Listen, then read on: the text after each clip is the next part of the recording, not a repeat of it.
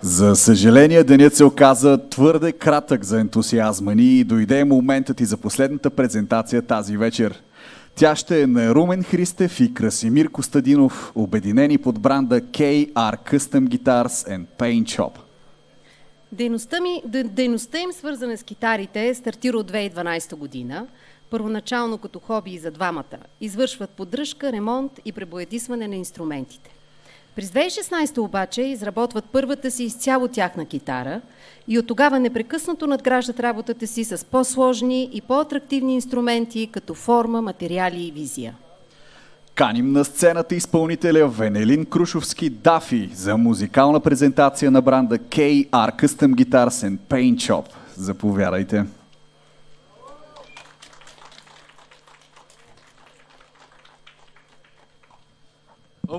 Така, това съм го правил само пред камера, като имам прекрасна възможност да изрязвам някакви неща, така че ще ме извините. Искам да благодаря страшно много на Краси и на Румен за това, че ми даваха прекрасна възможност да демонстрирам един от инструментите им. Това е KR Mariposa. Това е една китара, която е направена по дизайн на Music Man Mariposата. Единствената разлика, че не струва 11 000. Китарата е от едно цяло парче американски махагон.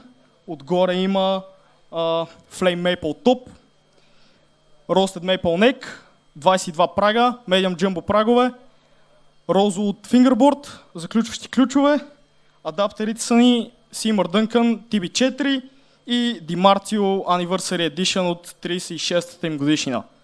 Има Call Split, който е на Switch, 3 потенциометъра, Volume, Tone, Pod.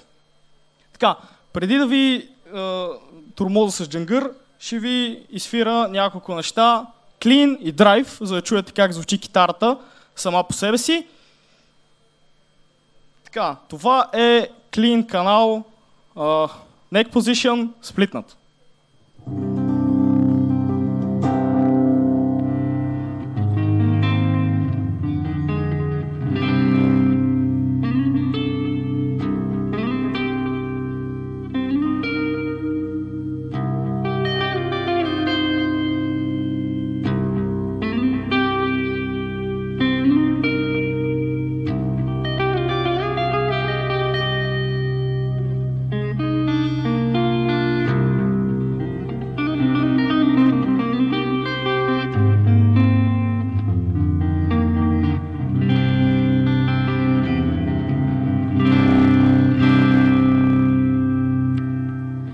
Хубавото на тази китара е, че благодарение на дървото придава един малко наподобаващ пиезо звук и звучи много добре на чисти китари.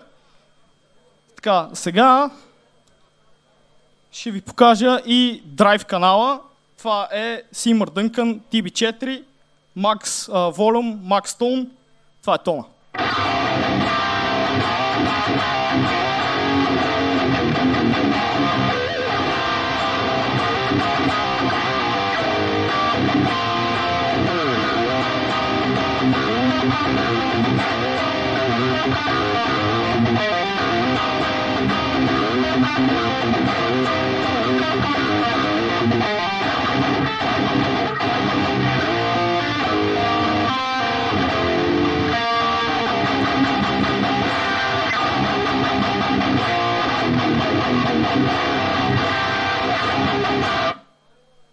Както чувате, има страшно много атака, има страшно много динамика и звучи както би трябвало да звучи едно голямо парче махагон.